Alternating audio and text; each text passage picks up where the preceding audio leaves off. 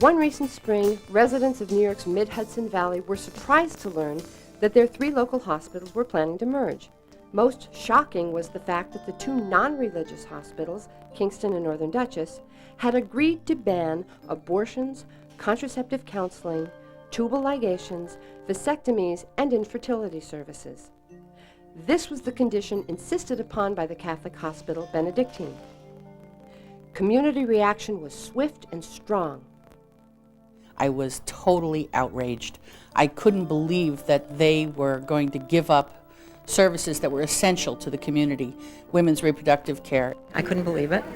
It seemed so medieval that they wouldn't even be able to give contraceptive counseling. It bothered me a lot. I couldn't stop thinking about it for days. That's when I realized I had to do something. I think the reaction here at Planned Parenthood was, oh no, here we go again. Because we cover 4 counties, this was the 3rd county that was affected by a merger. I'm Carol Towner, another local person who was completely stunned by the hospital's announcement. This is a story of how people from each side of the Hudson River, from Kingston, Woodstock, and Rhinebeck, worked together for over 16 months to stop a religious hospital merger and retake control of our health care. It was an intense struggle, but we won, and we want you to know how. What nearly happened in Kingston and Rhinebeck, New York, is happening all across the nation. Citing financial pressures, more and more hospitals are merging, but sometimes they have very different philosophies about health care. The nation's more than 500 Catholic hospitals, for example, follow directives issued by the National Conference of Catholic Bishops. When all of the hospitals in an area merge and agree to follow these religious directives, patients are left with no choice. Suddenly, there may be no abortion provider in an entire region, and very few family planning services. Women who want to have a tubal ligation at the time they deliver a child may have to travel to a hospital an hour or more away. Poor women are especially affected by this because they may not have cars or money to go elsewhere. Unfortunately, hospital executives often fail to consult the very community they serve before they agree to sacrifice these services. We are seeing the religious hospital come to the table with a set of non-negotiable demands. If you want to merge with us, you must follow our religious rules. And unfortunately, the negotiators on the other side of the table tend to be white, middle-class men without a historic commitment to women's health services. And so they say, all right, it doesn't sound too bad to us. We really want to make this merger happen. Here in the Hudson Valley, it was a Catholic hospital seeking to merge with 2 secular hospitals, requiring that the new merged entity follow its religious health care rules. We were very upfront when we said to them, as a Catholic institution, there's certain services that we cannot participate with you under a merger. Like so many other hospitals these days, Kingston, Northern Dutchess, and Benedictine said they had to merge in order to survive. HMOs and cuts in Medicare had cut sharply into revenues, and it was merge or die, they said. If we don't pull this merger off, how do we guarantee that these hospitals stay alive? Can you answer me that question?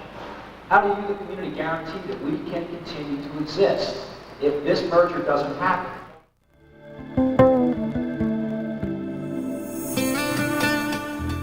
One of the first strategies the hospitals used to disarm public opposition was to put it out as a done deal. I would talk to a board member who would say, I understand your concerns, but you have to understand that this is going to happen no matter what you do. They kept repeating that like a mantra. It's a done deal, it's a done deal. The hospital executives, whenever they would talk, the boards, whenever they would talk to the press, they would say, it's a done deal. I don't know why this little band of women is trying to stop this.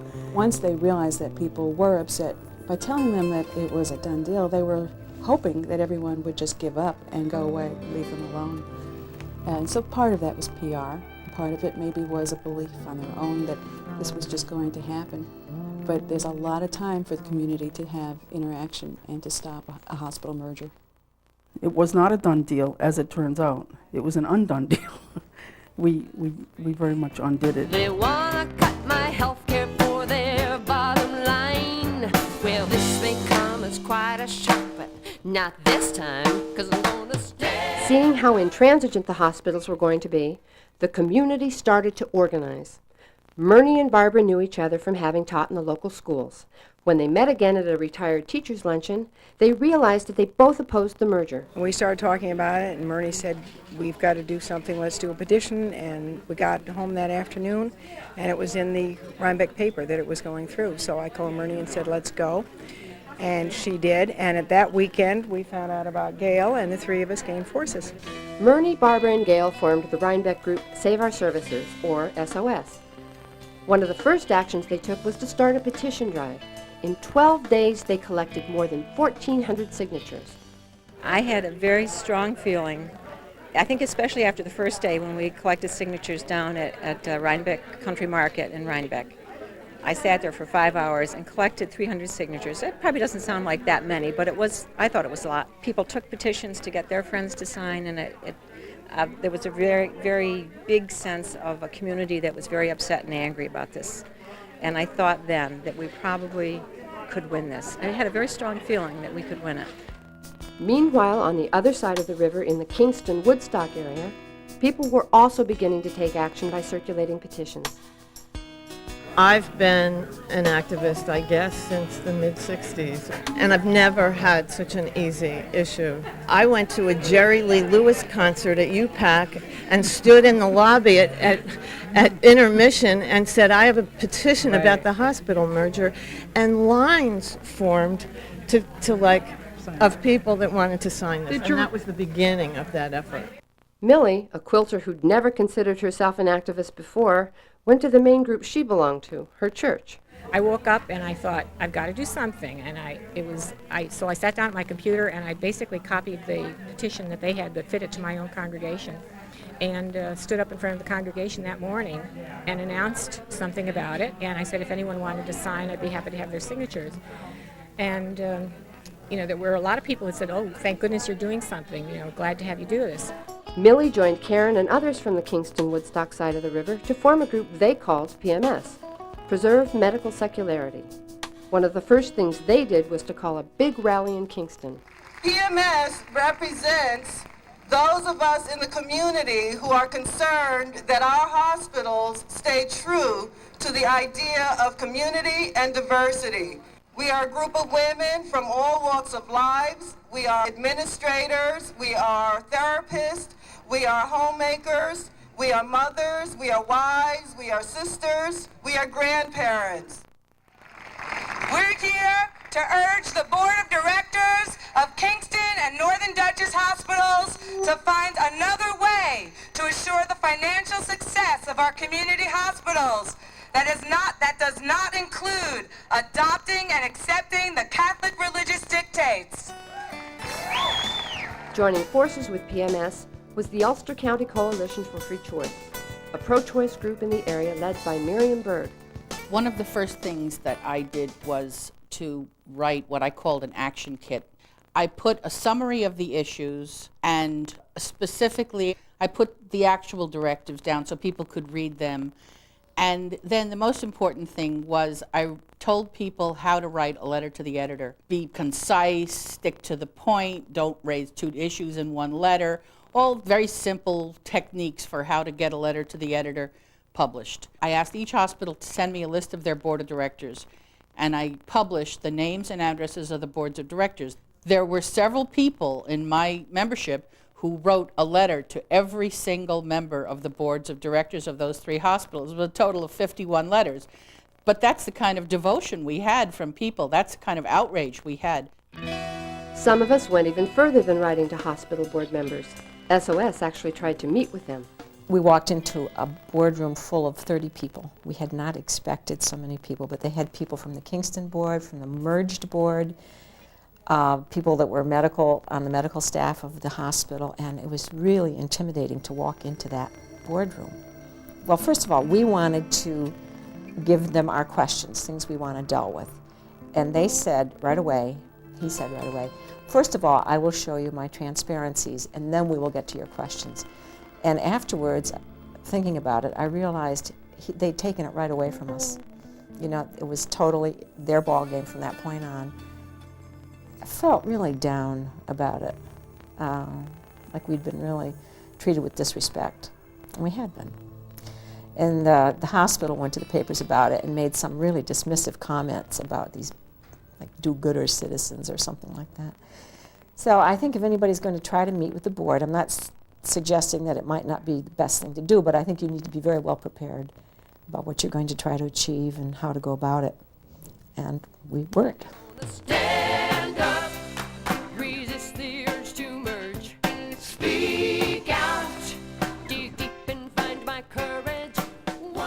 Realizing they needed more support, Myrnie, Barbara, and Gail started to pool their expertise with other activists from across the river. Soon, representatives from all 3 grassroots groups came together with the local Planned Parenthood to form a coalition which met weekly for over a year. The Merger Watch Project assisted us. Another very important thing that this community showed is the value of coalition building. Here you had citizens from 2 sides of the Hudson River, 2 very different counties that may not have had that much contact with each other before. Some of them had long histories of involvement in, say, anti-war activities dating back to the Vietnam War era. On the other side of the river, you had people who had never done any community organizing whatsoever. It did take them a while to get used to each other, to build trust, to start to work together, but they did it. I think I could see right away they were different from us. We were very, Barb and I in particular are older, very middle class, very middle of the road, tend to be perhaps a little conservative, so we wouldn't scare anybody off at all. And the other side of the river was more individualist. No, that's not the right word. We had very different organizing styles on either side of the river, and we were really into being in the street initially, I think. And the first thing we did after the second meeting was call a demonstration in front of Kingston Hospital. At the first coalition meeting that I attended, one of the Ulster County members suggested chaining ourselves to a bulldozer to draw attention to our cause. I nearly died. My stomach flipped, and I got home, and I told my husband, what have we gotten into? Well, I think I once in a brainstorming session might have suggested that we chain ourselves to something or other. I would have done it, it's not like I wouldn't have done it. I haven't heard from anybody else. I mean, we had a lot of struggles, but we always came back to the issue, and we always worked together because all of us really understood that the issue was much more important than how we might feel at any given moment. Coalition working is really a challenge because there are going to be people who are ready to immediately jump in and take action, and then there are people who are more reserved and fearful of confrontation. And we tried to acknowledge those differences, and once we did that, we built on those strengths. We let those who could write do the writing, those who liked to speak did the speaking. We found everyone had a strength. It was just a question of taking the time to find out what their style was and then using it. We worked hard to frame the issue in such a way as to get the most community support. We made it clear that while we opposed the terms of this merger, we supported our local hospitals. I've lived in this community for 45 years, and I never felt ever that we were opposing the hospitals. These are my hospitals. These are my resources of my community, and I felt always that I was defending them against wrong decisions that were being made by this particular administration. It's not about us and them. If I see them as the enemy and go to war, everybody loses, the whole community loses. We were also very careful not to criticize Catholic beliefs, but to make the point that people of all faiths use our community hospitals. We invited a prominent pro-choice Catholic to speak at our Kingston rally. It is not anti-Catholic to work for religious freedom, and it is not anti-Catholic to criticize inappropriate, authoritarian, unhealthy positions taken by the Catholic Church. And the vast majority of those Catholics who are the Catholic Church agree with the positions of those who are in favor of family planning, who are in favor of choice on abortion, who are in favor of condom education in AIDS programs, who are in favor of a woman's right to be, and a man's right to be sterilized voluntarily, and who are in favor of access to a wide range of reproductive health services. In fact, Catholics overwhelmingly support these services. So when you fight to see that these services will remain available in your hospitals, you are fighting for Catholics. And I think that's very, very, very important. And Catholics are fighting with you. We also stressed that a number of healthcare services would be lost if the hospitals merged. Abortion was only one of many services. End-of-life issues were involved in this. And then the future of healthcare was involved because technology is changing, and Alzheimer's is going to be treated with fetal tissue. Parkinson's is possibly going to be treated that way. And if this had to meet this filter of cost and religious doctrine, we would be without any of those services. We found ways to bring greater visibility to our cause. The SOS group came up with the idea of wearing blue ribbons. Code blue, they said, meant the hospitals were in trouble. We also created these lawn signs that soon became the most recognizable symbol of community opposition to the merger. I found my niche in this work by putting up the signs that sprung up in front of people's houses. It was like a fabulous thing to do. And altogether, 40 people that I knew were putting up signs, which was really like a terrific thing. And they were so helpful. They were so glad to be asked. I mean, people want to know what to do. You know, what can we do? What can we do? Amy Goldman, a Rhinebeck resident and key supporter of the coalition's work, came up with the idea of putting up billboards on the main roads, including one that the hospital CEOs had to pass every day on their way to work. I think that the lawn signs were very effective, and I just wanted to make a bigger splash. And the Religious Coalition for Reproductive Choice had done some wonderful billboards in other areas of the country and different, issues. And so I thought, why not? We should do that. This proposed hospital merger potentially affected me personally, so it was very easy to get involved. It was in my own backyard. I live in Rhinebeck. We just resolved that we were going to fight it all the way, and that I would put my financial backing behind it, and that's what I did. One voice raised is another voice heard. I'm gonna stand up, speak out, resist the urge to merge. A journalist learns very early on in a relationship with a group or with an individual whether or not that group or individual can be trusted. And in their case, they were credible from the get-go. Their information was always correct. And they always were able to refer me to other sources, to other resources. They always had phone numbers for me. They made it very easy for me. We briefed them about the implications of this so they understood there was more to this than a local hospital merging with another one. We introduced them to other communities so they could see for themselves this had a big implication. It was a big story. It tied into national trends. The other thing that I would say, they kept their message very simple. And I think that that was very important. Their message was that the community would not be served by a lack of choice. And that filtered through everything they did. No matter what happened, no matter what the circumstances were, they kept coming back to that again and again and again. And as a nurse, I want to They say didn't come off as kind of an hysterical fringe. They came off as an articulate, well-prepared group that had the community's best interests at heart. They were the ones that reached the community and swayed community opinion to their side. It's very key, and this group deserves their PhD. Merger opponents wrote hundreds of letters to the editor. I am not ordinarily a letter writer, but in this matter, I feel I must voice my outrage and concern. In short, we're asking the hospitals to stop treating the community as the enemy. Religious freedom is a fundamental right of all. We need to protect it now. Doctors and nurses are prevented from discussing contraception, abortion, or other legal medical... We met with editorial boards of local newspapers. As a result, several endorsed our point of view. Articles about our struggle appeared in regional and national magazines, including this issue of Ms. And we worked with the broadcast media to get the word out. RNN, your regional news network. Carrolltowner is trying to stop the proposed merger from becoming reality, and you may have seen the results of her efforts. 5 billboards line the streets in Ulster and Dutchess counties, not to mention hundreds of yard signs in the area. At one point, because we were so successful at working with the media and winning over public opinion, the hospitals went out and hired a big public relations firm to help make their case. And this is the smartest thing we ever did, we made hay out of that.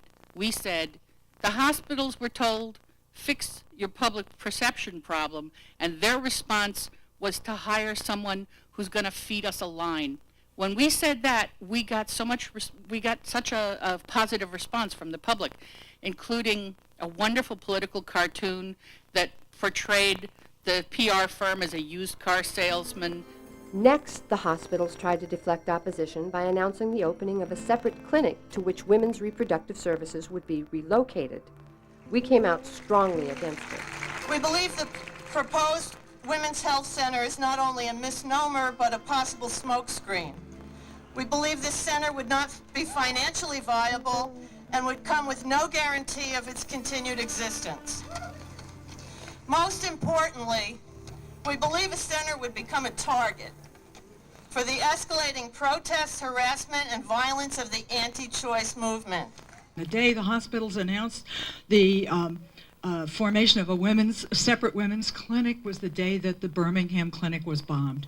And it just blew their credibility right out of the water. Not limited by one religion or point of view, but open equal access for all, me and you. I think there's a particular strength in the connection between the older generation and the younger generation. There's a lot of strength in the younger generation. I mean, they'll come out in the street and do demonstrations, and they've got a lot of energy. We need to hand them the torch. This rally should be a call to arms for all young people to work together to stop or at least change this merger. We all must tell anyone who will listen that we will not stand for this. We have come so far today, and it would be a shame to go back now. Another thing that I think is very important is to use retired people. It's and people who do not have full-time jobs or who work freelance like myself, where we can set our own hours. But retired people are very often looking for something meaningful to do, so they are an excellent resource. Area quilters also got involved. They made quilts, then raffled them off to raise money for the coalition. A number of us went to New York City to one of the Department of Health hearings, and on the way back, all of us quilters naturally pull out our little handwork and start to work, and I said, geez, why don't we do some quilts for the merger group? All the quilts they made had at least a little blue in them to represent the symbol of merger opposition, code blue. We also sought to involve people with high visibility in the community, people whose opposition to the merger would influence others, doctors, nurses, lawyers, clergy, legislators, business people. The coalition gathered over 400 signatures from such individuals on an open letter to the hospitals and published it as a full-page ad. We may only ask them one time, do one thing, sign the signature ad, which was something that any busy person could do. Donate to us. Put that lawn sign up. Again, those are not time-consuming things, but they're visible and they're helpful. The town boards of Woodstock, New Paltz, and Rhinebeck all passed official resolutions opposing the terms of the merger. At the county level, one legislator introduced a resolution urging the hospitals to meet with the community in an open public forum. The resolution passed unanimously. SOS also reached out to hospital donors, urging them to take a stand against the merger. They got the annual report from the hospital, looked up all the donors' addresses, and wrote to each one of them. We asked them to, if they didn't approve of this, to let the hospital know and to call and write. One in particular I remember said that they told the hospital they would give them a small amount and the rest they were going to give to Planned Parenthood. Doctors at one of the secular hospitals came out publicly against the merger. And it was through the advent of reproductive control that women joined the world. And that I don't want to see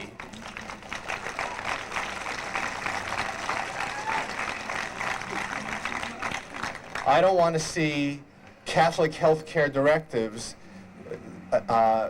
give the community the impression that the medical staff at Northern Dutchess want to go that direction, that we want to take away those advances.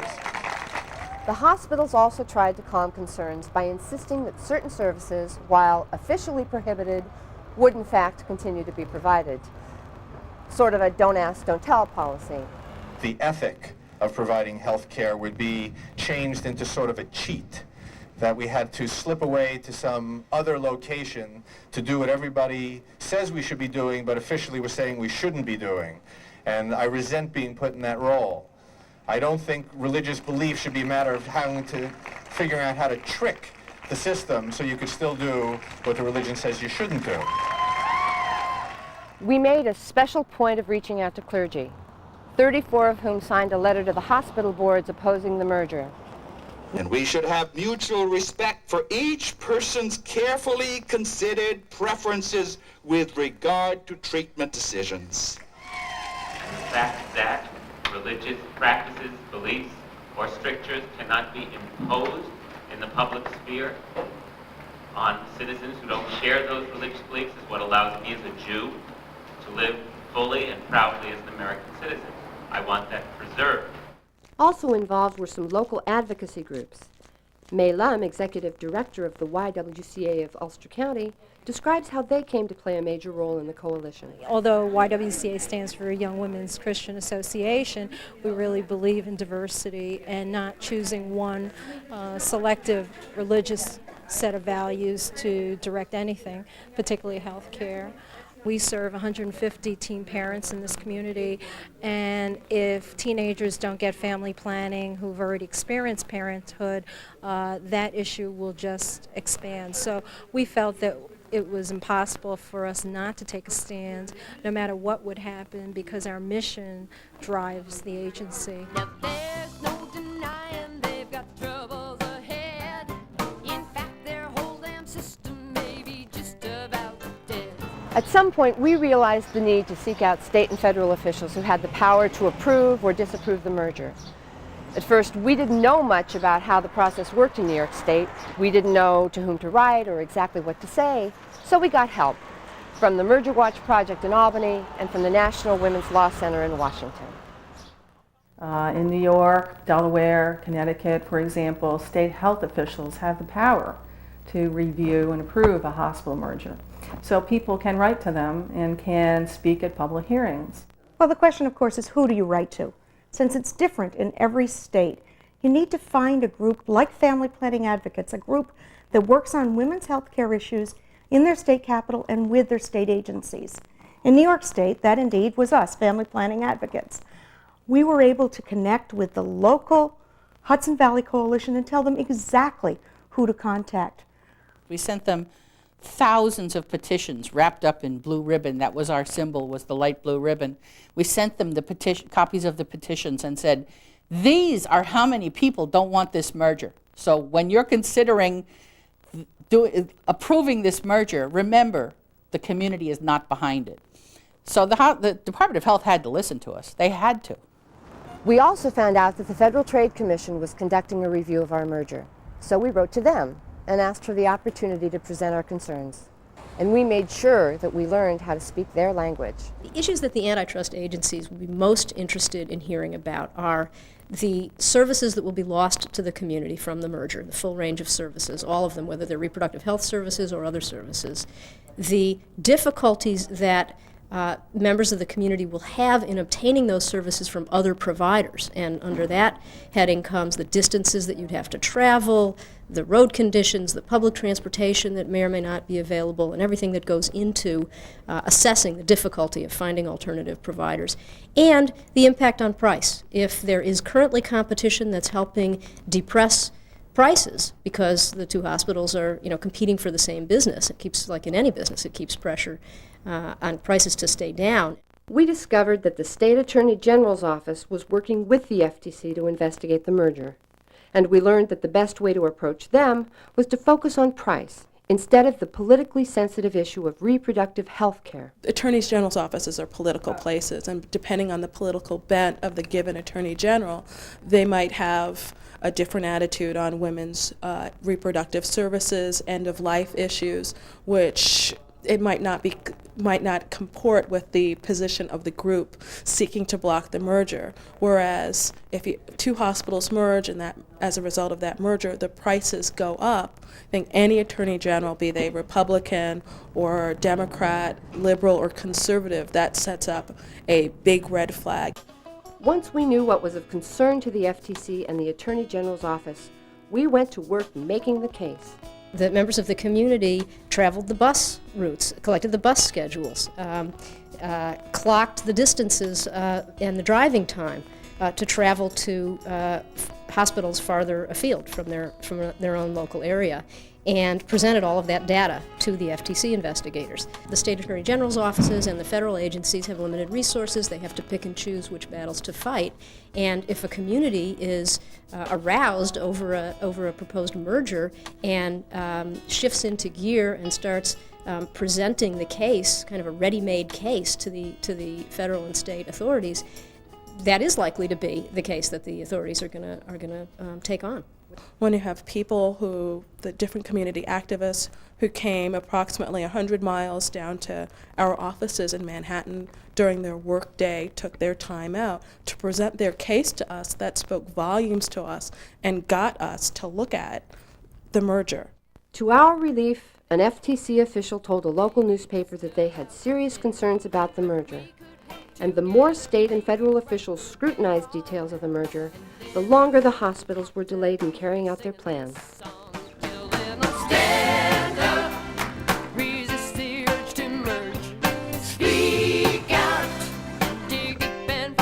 In terms of what works, perseverance works. It is the single most important thing we did, was we kept at it.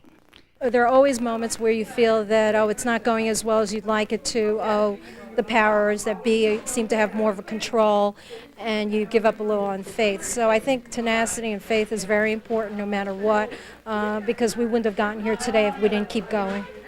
I just didn't want to lose it so badly that I just presented this optimistic feeling to people. Even when one of the Kingston Hospital board members said to me, somebody I had previously worked with, he said, "Oh, don't worry. We're going to merge, and it doesn't matter what you do." And that's what he said to me, and I went, "Oh, really?" We live in small communities. There were people who were very divided on this issue. And so it affected our personal lives. But when you look back, and this is hopefully something someone can cling to, it all does go away. If you have right on your side, and you really care, and you're fair, then people are forgiving. And it's okay to have a difference of opinion, but to fight the good fight. Did you ever feel like giving up, either of you? Oh, yeah. Yeah, but you know, it's funny because with the three of us, one would feel like giving up and the other two would bolster her spirits Right. again. And that happened, it happened a number of times. And we all had it happen to us, all three of us, yeah. But we could work together, maybe right the real wrong. Dragging it out as we did was key to the merger falling apart. Faced with delays and mounting community opposition, the hospitals began to find that they had trouble working together. Finally, we heard Tony Marmo, CEO of Kingston Hospital, make this announcement. To put it simply, no plan for future affiliation or merger between Kingston and Benedictine is now being considered. The Kingston Hospital and Benedictine will continue to seek ways to cooperate effectively. The Board of Trustees of Kingston Hospital, however, has taken the position that these potential joint ventures will not require the Kingston Hospital to function under the Catholic, ethical, and religious directives.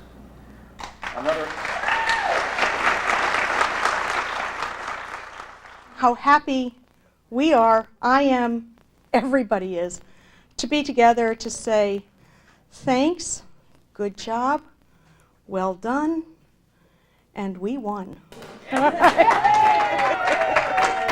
What I have learned from this is that change really comes from the people, from nowhere else. It's the power of every single one of us in this room who have spoken to people, have signed petitions, put up yard signs, done all the hard work. And we won simply by persistence and by commitment and by just using our creativity as activists and as women, and it was a very sweet victory.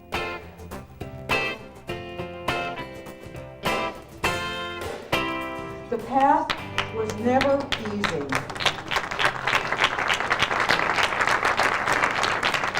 But in all truth, this was an exhilarating and exhaustive struggle. It changed our lives. It cut into my life, believe me. My poor husband says things like, "You never cook anymore, my kids are eating cereal for dinner." I'm like, well, it happens, honey. Well, we have clean clothes, but they're not ironed. You know, that type of thing. It became our lives. Oh, and my husband learned how to vacuum. Millie, really came to herself. You did. Carol, who, was afraid to speak in public, became, a public speaker. I mean, it's the skill level, in some respects, as individuals on a personal level, maybe we owe them something. This was a community that has changed forever. What you have done will affect a lot of people from here on in who will never know you've done it, because they will be able to get their tubals, and they will be able to get their birth control, and some nurse will be able to talk to them about contraception and HIV.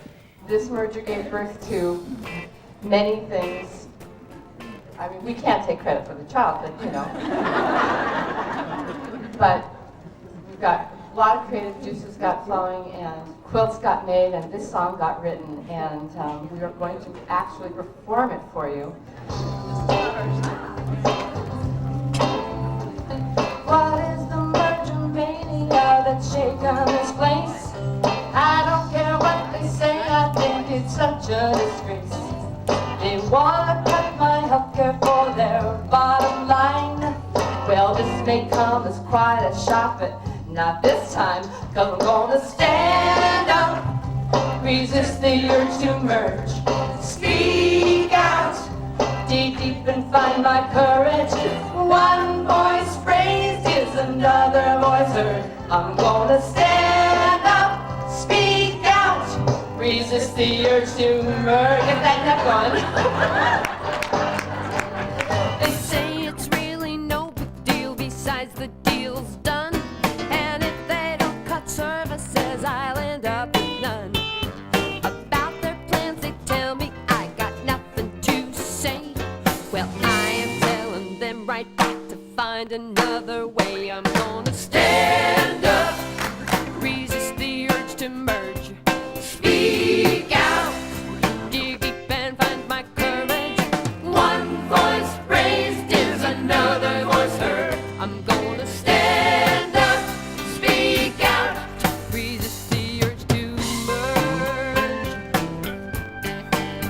If we were talking hardware stores, I might understand, but healthcare really has to be right in this land. Not limited by one religion or point of view, but open equal access for all, me and you. Now there's no denying they've got troubles ahead. In fact, their whole damn system may be just about dead.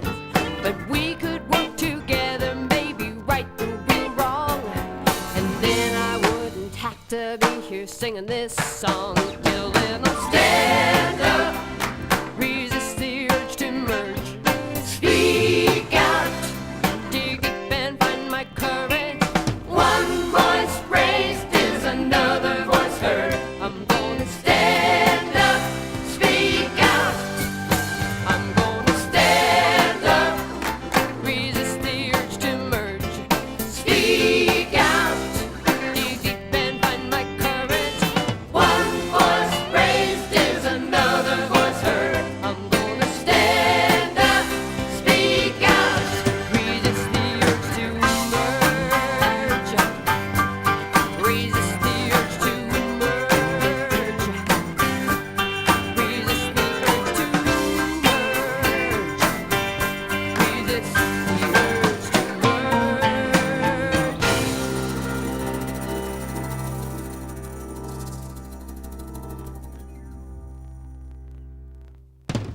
Obviously, there's been great community uproar, if you will, about this whole issue. We thought we had a plan that would address the ethical and religious directives, the 6 that Kingston had agreed to. Obviously, there was such community reaction that we had to re-examine those plans and commitments.